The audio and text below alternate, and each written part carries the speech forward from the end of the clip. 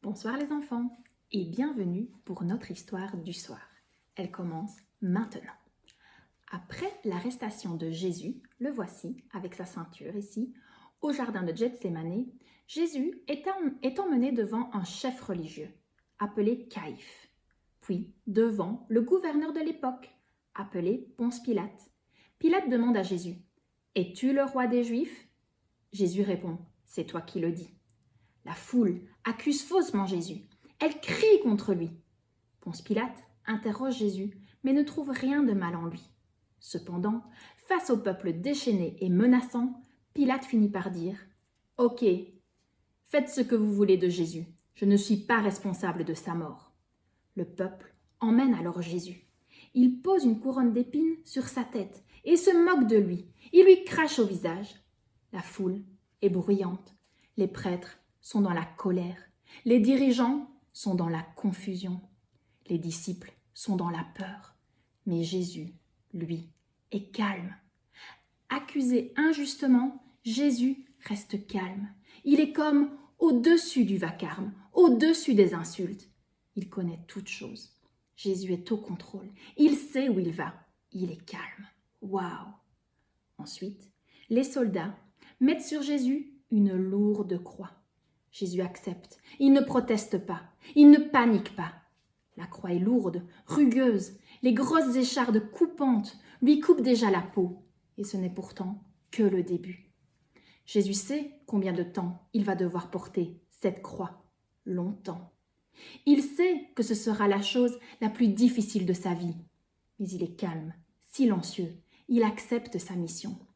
Il sait que Dieu l'aidera. À chaque pas de son chemin, Dieu lui donnera la paix.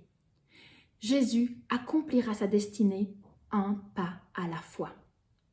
Jésus marche pieds nus dans les rues de Jérusalem, faites de poussière, de pierres, de gravats.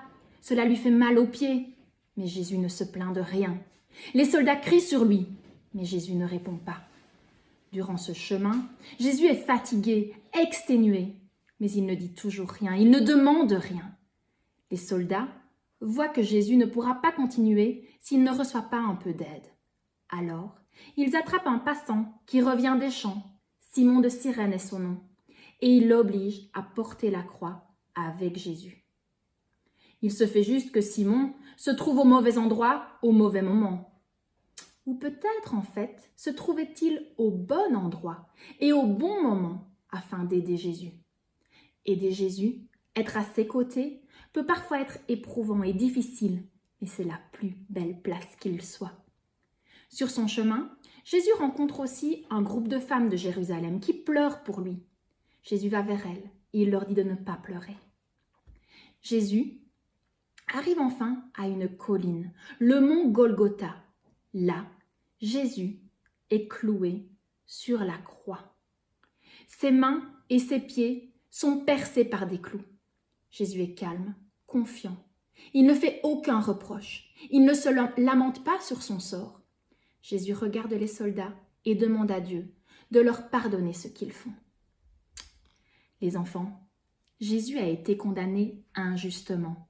Pendant son chemin vers la croix, quelques-uns ont pleuré, d'autres l'ont aidé, beaucoup se sont moqués.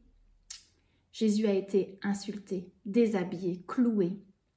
Et voici, Jésus remet enfin son âme à Dieu. Il meurt sur la croix. C'est la fin d'une atroce journée.